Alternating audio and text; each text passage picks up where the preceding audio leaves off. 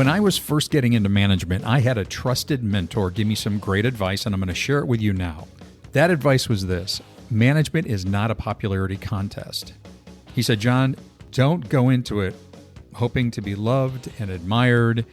That's the wrong perspective when you become a manager or supervisor. You need to be a trusted, helpful coach and mentor to your people. But there are a lot of people that get into management that think it's going to be wonderful and they're going to be admired by their direct reports, and that is absolutely the wrong perspective. Welcome back to the Bosshole Chronicles, everybody. This is your co-host, John Broer, and joining me today is going to be my amazing friend and colleague, Karen Shulman, and we're going to be talking about moving into management for the first time. Maybe you're thinking about getting into management. Maybe your organization has talked to you about getting into management. This will serve as a great basis for understanding what to expect, how to avoid the pitfalls, and some disciplines you can begin to use right away to become the most effective manager or developer of people possible. So let's jump in.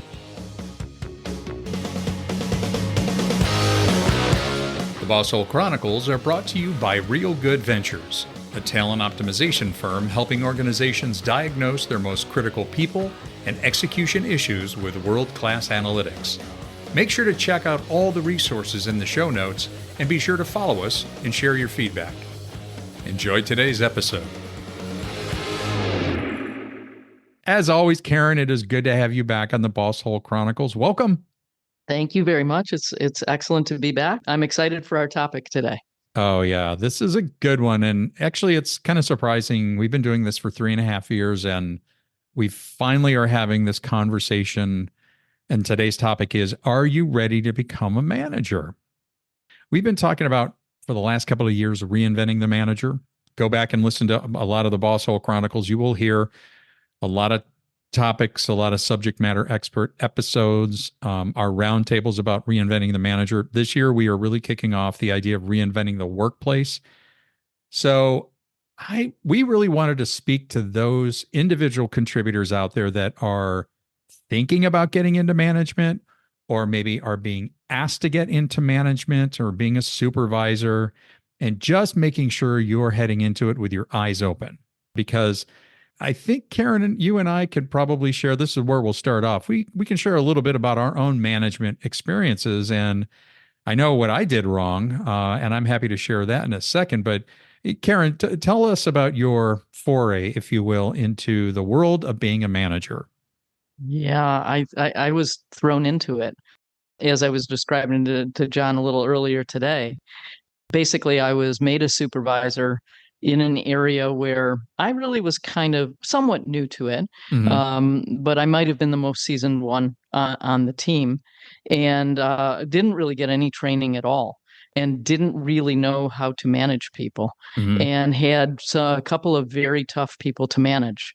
One who was constantly late, and another one who was just really did his work kind of halfway. And I didn't know how to handle those things. And I remember somebody that I worked with in our IT department said, well, you've had a ton of management training. You have. And I said, I have. And she said, yeah. She said, it's kind of like they took you and threw you into a body of water and said, hey, sink or swim. There you go. And so, needless to say, I am sure I was a boss hole, and I'm sure that I was quite an ineffective manager that first time. It was not a good experience at all. Who could expect otherwise? Honestly, I mean, How many of us were not sort of thrown into it? And let's face it, on the one hand, it's flattering. I mean, people are looking at you saying, hey, I think you could be a good manager. I think you could be a good supervisor.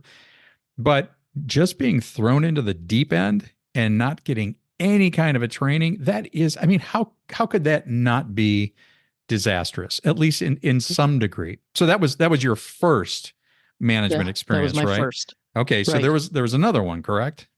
Yeah, there was. And that was, it was kind of a bit of a role reversal, because now I was managing people who were quite seasoned. I moved from finance into human resources, had a very seasoned HR team that I was working with. And I knew that I didn't know very much in terms of managing the function that we were responsible for. So I had to become Instead of being like an individual contributor, I had to become more of a good listener. I had to become somebody that was much more collaborative. I had to tap into the expertise of the people that I managed. Mm-hmm. And as a result, I think we had a much better team function. Mm-hmm. We did things much better. And to be very honest with you, I felt much more comfortable in that type of a situation than I did the first time that I managed. Interesting. But you knew, I mean, going into it, these people had more, they were more seasoned, perhaps had more expertise, but you did not. I mean, there are some people that would see that as a threat. Hmm. You saw it as a real asset. Absolutely. Yeah. Yeah, and I had to rely on them, and I don't think I could have managed the function without working with them in the way that I did. And it was a totally different approach Yeah. than what I had done in my first stint as a manager. Interesting. Yeah. Interesting. Because my very first one, I was with a chemical company. I had been an individual contributor and living out, yeah, opened a territory, opened a brand new territory, and the company was growing. And the president, and I really appreciated it, he came up, said, "Hey, I'd like you to move back to the corporate office. I'd like you to run the sales program." And I got super excited. I mean, it was like, oh my gosh, this is awesome. Management, all the cool things that comes with it. Boy, was I naive. And I loved it. I loved the company. The people were great. But I will tell you that I did not understand how to step out of the individual contributor role and into the management role. So I went to the corporate office kind of feeling like a glorified individual contributor, and I was supposed to help everybody else figure out how to do that. And I had no training whatsoever, none. So again, I think my experience could have been similar to yours in that thrown into the deep end, no training. And it was sort of like, yeah, go get him, kid. And I know I did some boss hole stuff. I absolutely did. You've heard this story before. I've shared it with our audience that I went out and I was seeking out new manager training, and I found it in an organization. Had a couple of mentors actually guiding me, and that's when the revelation started coming around. When I started realizing how to avoid the pitfalls of becoming a new manager. And I think, Karen, between you and I, we can share some of those today. We can really, for those managers out there, let's just be really clear. We don't want to discourage anybody from thinking, from considering getting into management or being a supervisor. It is incredibly rewarding. I would say it's incredibly rewarding if you really have a desire to help people grow and help them develop. If you're getting into management because it's going to be a lot of notoriety and there's a lot of glory and a lot of money involved, you are doing it for the wrong reasons. Would you agree with that? Oh, absolutely. And I think what you said earlier about, basically probably you were tapped on the shoulder to become a manager, as was I, Hmm. because we were great individual contributors. Right. And so that's the way that people were promoted in the past. I'm hoping it's not still that way, but I'm not so certain. I'm pretty sure it is. Is Yeah. yeah, that if you're a really good individual contributor, we'll just put you on the management track Hmm. and you will be as successful doing that. And it just doesn't quite work that way. And you're It, you're exactly right. You have to go into management for the right reasons, or your chances of being successful are probably pretty small. oh, for sure. For sure. And unfortunately, I think you're right. I think that trend of taking individual contribute, I mean, I know it because of some of the clients with whom we're working. They said, "Oh yeah, that's exactly what we do. We see an individual contributor, we tap them on the shoulder, we put them into management." That rarely works out well if they don't get sufficient training. And quite frankly, let's just get back to the beginning or let's get back to say some very basics. Asking the question. So I'm going to ask a question to all of our prospective managers out there, or maybe you're new in management. Why are you moving into management? Okay, so that's a big. Ask yourself the question: why am I moving into management? Was I asked to do this, and am I being asked to do this because I'm a great individual contributor, or have I demonstrated or articulated that I really want to help coach and develop other people? I think I'm good at it. Maybe you've demonstrated it during group projects or something like that. But if you've been asked think about the rationale behind being asked. It's a great compliment, and let's face it, we can get pretty excited about being tapped on the shoulder, but is it for the right reasons?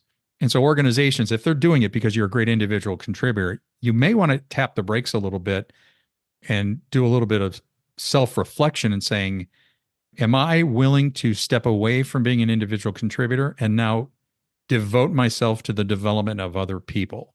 Because that's really what it needs to be. Another thing is, and I mentioned this, the money and the notoriety. I had a I had a colleague of mine when the president of the company invited me to and asked me to come back to the corporate offices to manage the sales team. I had a very good, he was an outside consultant for the company, somebody I trusted. He was a mentor for sure. And he said, why on earth would you want to go into management? He said, John, you've got this territory. It's all yours. You're growing it. He said, why would you want to take on the headaches of 7 other people? Because that's what it's going to be. And I never thought about it that way. But I did want to do it. I was excited about it, but I also didn't know what I didn't know about managing people. But he actually made it very clear. He said, if you're getting into it because you think there's, glory and money and notoriety and all this other stuff, it's not there. That's you're doing it for the wrong reasons. Does that make sense? Does. And I Yeah. also think that there's maybe it's an older belief that when you're a manager, you get to sit back and you just let the other people that report to you do the work, Right. and you get to direct them. You get to tell them what to do. Mm-hmm. And I don't think that that's what management is, certainly not in this day and age. Mm-hmm. And if that's why you're getting into it, because you would like the power of being able to do that, Yeah. I think that's also a mistake, because Yeah. I don't think that's correct. Add to that, if you are being now tapped to manage your former peers, that really complicates it. So you can't sit back. You now have to change those relationships. The nature of those relationships have to change because you are in more of a position of authority. You still want to develop and be an asset to them. But yeah, it totally changes things. So one of the things I remember, interestingly enough, ironically enough, after I had done my stint in the chemical industry, I think it was about 11 years, I actually left there to start my own corporate training practice. That was my first practice that I started. I actually got recruited by the organization that where I went to get my manager training. They actually brought me in as a member of the faculty to actually facilitate their management programs and help to build some of their programs. But one of the things that we talked about is avoiding the pitfalls of being when you're a new manager. And one of them is creating clones. I remember that vividly. Somebody said, do not try to create mini versions of you. And if you all go back to actually, I'll put it in the show notes. If you go back into, I think it was our second episode back in 2020, making mini me's. And it was all about a manager that said, that really wanted to make them small, versions of her that don't create clones. Your direct reports have something uniquely individual to contribute. You need to tap into that and do not make them smaller or different versions of who you are. And that's where the data we have available, like PI data and other tools, help you understand that. Don't try to create clones. And the second one that really came out is you need to be a resource for them and not a liability. Boss holes are liabilities. Non-boss holes have figured out a way to be a real asset and to support and help grow their direct reports and their team members. But those are 2 things that stood out for me. Another thing that I would encourage you to do is that if you've been tapped to go into management, don't do it without some training. Now, hopefully your company is willing to reimburse you for any kind of training. Go out and look for some training for new managers or prospective managers. I'll tell you what, it is a great a great resource is the Bosshole Chronicles. I will flat out say we have had people say this podcast has been instrumental in helping me be a better manager, which we love to hear. But you got 3.5 years worth of content to help you avoid the Bosshole zone. So get some training and ask your company to invest in you to become a manager. And then this one I think is really, really critical. and that is relinquishing your individual contributor tasks. A lot of times you are put into management and you don't give up your client list or your individual contributor tasks. And that's a huge mistake. So this is where you can learn one of the most crucial disciplines of a good manager, and that is delegation. And it doesn't mean just dumping your crap on other people. It means who are the people on my team to whom I could delegate these individual contributor tasks so you can be all about growing and developing other people. So I just really want to encourage you to think differently about this role. So with that, let's talk a little bit about some new disciplines, Karen, about the manager today needs to be very different than the manager of 5, 10, 20, 30 years ago. We are talking about a different type of individual to manage, and that takes different disciplines. So from your perspective, what are some of the disciplines that they need to embrace in this amazing role as a developer of other people as a manager? I like the terminology talent scout, Mm, because I think when you're a manager, you have to be able to assess the strengths of the people that work for you. mm-hmm, And you have to be able to kind of envision, how do I help them become stronger performers? mm-hmm, What type of work do they need to, what type of projects do they need? What type of tasks do they need to get even stronger or broader in their skill set? And it's almost like being a talent scout to really like tap into where they are today and seeing where you need them to be down the road, not mm-hmm. just for your department, but for the whole organization. Where else might they be able to fit in Sure. the organization? And can you help bring them the projects, the tasks, the experiences, the exposure that they need to become a more talented performer in your Mm, organization? That's one of the things. I think that's one of the disciplines it's a new way of looking at management, is that whole concept of being a developer of people. yeah. And I Yeah. like the word talent scout. I It love that. just it speaks to me. I love that. I love that term. So, in other words, from day one, you are really sort of constantly assessing, evaluating how are people doing? How do I help them grow and develop to be better? And the other side of that is recognizing when we might have the wrong person in the wrong role, and Correct. don't blame them for it. I mean, this happens a lot. We put people in roles because we kind of think that they're going to be good at it, or it's sort of a gut feel, and then they struggle, and then we blame them for struggling. This is why we don't do anything without objective data, anything at all. But it's also recognizing that we might have somebody in a wrong role. And I like what you said is, how do we leverage their capabilities perhaps in a role that might be in another place in the organization? And therefore Right. we optimize who they are and what they do. Okay. Mm-hmm. Okay. Yep. Good. Good. What else?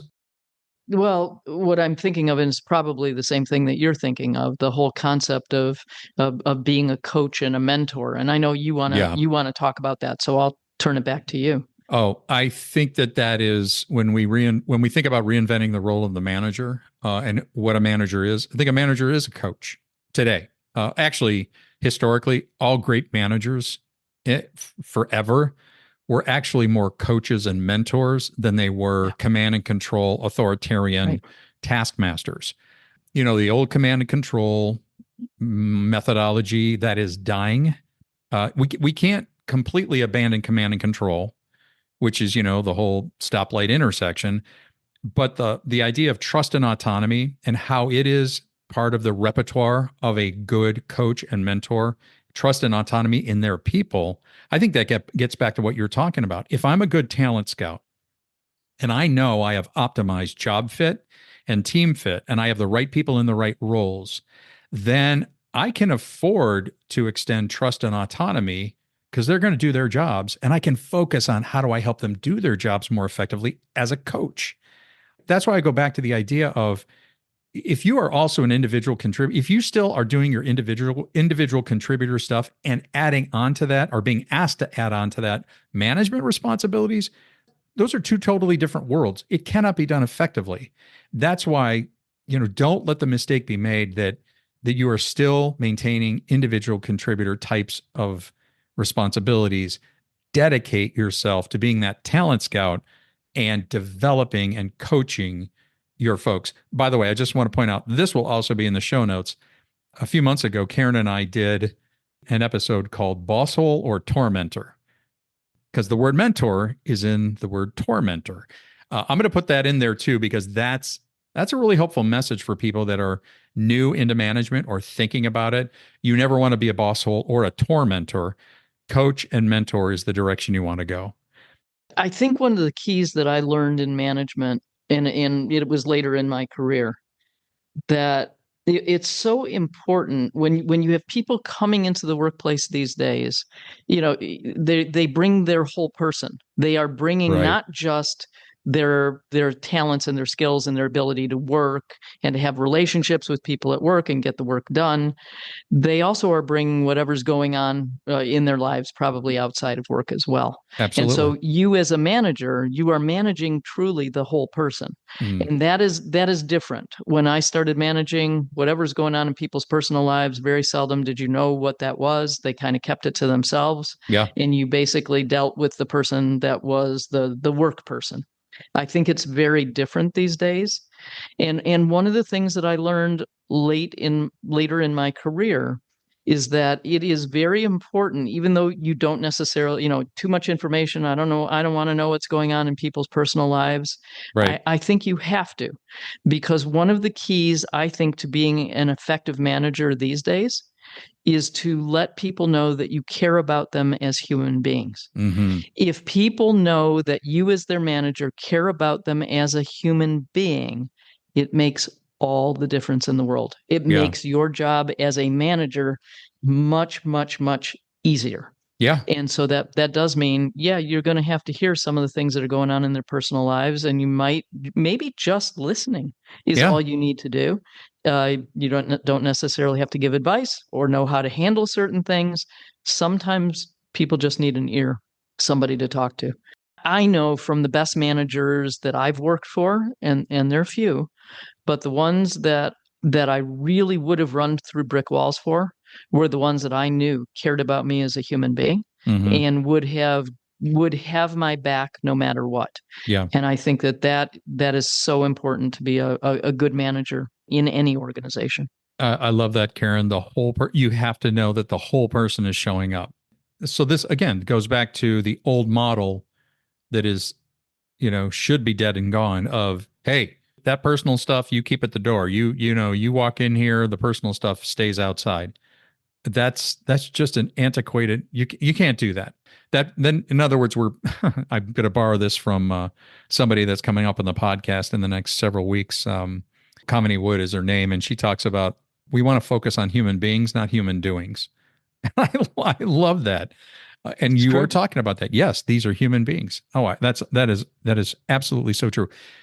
And with that, the idea of human beings and the whole person being there is the nature of feedback and how critical it is that you have a regular cadence. It doesn't have to be heavily structured or formal, but that interaction with your direct reports. And Jason Lauritsen, we've talked about Jason so many times, had a great episode on the Bosshole Chronicles about the check-in method. And he has a very simple but extraordinarily practical way of helping managers have those informal conversations just to touch base, to let them know, to your point, Karen, I'm here. I've got your back. I want to see how you're doing. I want to know if there's anything I can do to make your world easier, because that's really what a manager needs to do. Mm-hmm.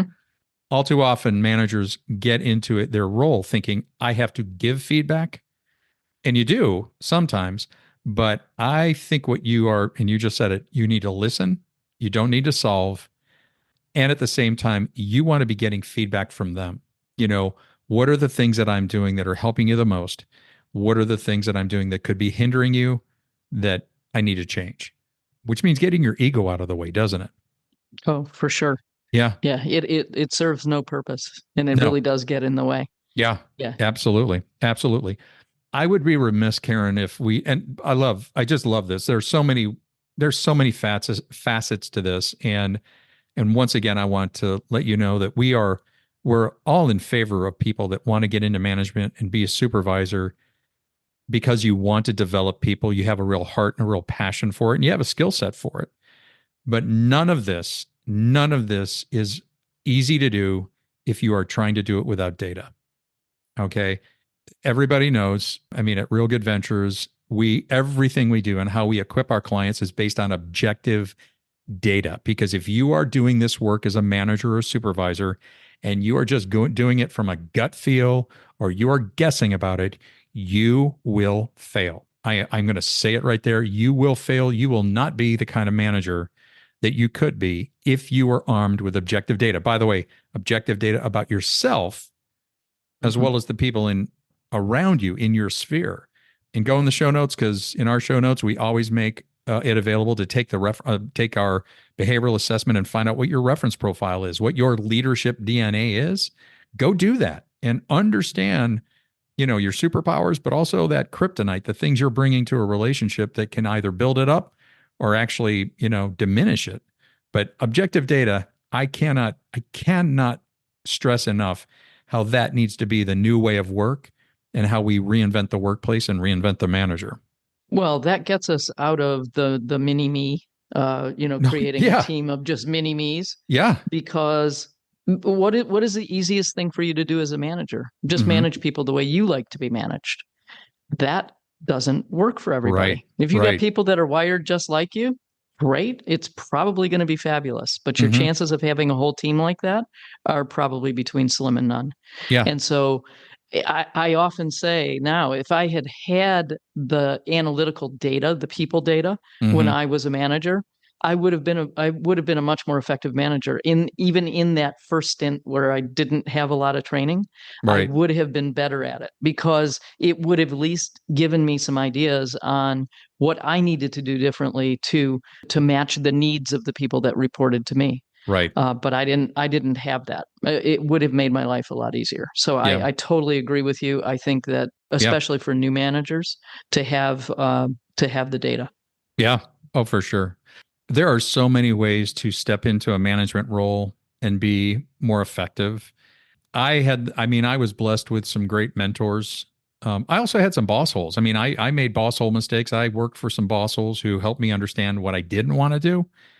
But there are so many resources available to you that if you are being looked at to be a manager in your organization, if they are coming to you and tapping you on the shoulder and saying, "Hey, we want you to supervise this group," congratulations. I mean, we're excited for you. We understand how wonderful this role can be, and we also know how frustrating and challenging it can be, especially if you don't have the resources. So, Karen, I think about one, having the right perspective. What have we talked about today? Having the right perspective and understanding what the role of the manager is, and that is a developer of other people. You're not a glorified individual contributor. If that's what they want, I think you need to reconsider accepting the position. Don't do this without training, coaching of some sort. Find a mentor of your own, a good mentor. Obviously, you've got this podcast. If you're listening to this right now, you have a treasure trove of material and content to help you do this a lot better. And at the same time, when you take more of an outward perspective, and that's what I get from your comments, that these are human beings, the whole person shows up. Your ego has to die. I mean, it really does, because this isn't about you. You're no longer in the spotlight. You're the guide. You're not the hero anymore. And that's very powerful. So we don't want to discourage you. We want to encourage you, but also do so in a responsible way so that this new role can be very fulfilling. And by the way, hopefully you work for an organization that you jump into the supervisory or management role and you try it. And let's just say it's not for you. There is no shame in going back to being an individual contributor. Wouldn't you agree with that? I mean, there's no shame Oh, whatsoever. for sure. Yeah. Absolutely. Yep. And maybe that's the expectation. Maybe that's the caveat. It's like, listen, I want to do this. I would love to do this. I just want to make sure that if for some reason my capabilities fall short of what I need to do for this team, that I have the opportunity to go back into my previous role. There should never be any shame to stepping back into an individual contributor role. That's the kind of culture I want to work in, one that has that degree of flexibility. And unfortunately, we've seen a lot of cultures where if you don't make it, man, it's like a walk of shame and you're gone. Yeah, you're gone. And that doesn't help anybody ever, ever. The one thing that I want to say, I guess, if when I look back on the positions that I had where I was a manager, I think the most, in you touched on it, the most gratifying thing was to see people expand their skill set and take on new roles that, frankly, when I started, I didn't even see that would be a possibility necessarily. But Oh, to okay. watch them blossom and to watch them take on bigger responsibility and move up the ladder, if you will, in the organization. Yeah. I don't know that there's in management. To me, that's the epitome. That's the icing on the cake for Yeah. sure. Yeah. And that made it all worthwhile. Yeah. For me. Oh, absolutely. That's your success was through somebody else's success. And that's the That's right. definition right there. Oh my gosh. Yeah. Well, Karen, thank you for that. Or thank you for this. Just again, I always find our conversations so enlightening and helpful. And your experience, I know, is incredibly helpful for the Bosshole Transformation Nation. I want to remind everybody out there, go into the show notes. We are going to put a number of previous episodes that speak directly to this. And we'll provide you with those milestones, those guideposts to making an informed and good decision about getting into management for the right reasons. And just remember, the Bosshole Chronicles will be here as a way to always encourage people to stay out of the Bosshole zone. And let me just also, as a side note, and I've done this before, those of you that are working for non-Bossholes, that are working for amazing managers, please let them know you feel that way. Please let them know how much you appreciate the fact that they're not a Bosshole and that they are doing so many things right to elevate you and help you be a good individual, because that's important. We need to do that. Well, Karen, thanks. This was great. I really appreciate it. Thank you, John. It was fun as always. Look forward to the next time. You got it. All right, everybody. Thanks. And we'll see you next time on the Bosshole Chronicles. We'd like to thank our guest today on the Bosshole Chronicles. And if you have a Bosshole Chronicles story of your own, please email us at mystory@thebossholechronicles.com. Once again, mystory@thebossholechronicles.com. We'll see you again soon.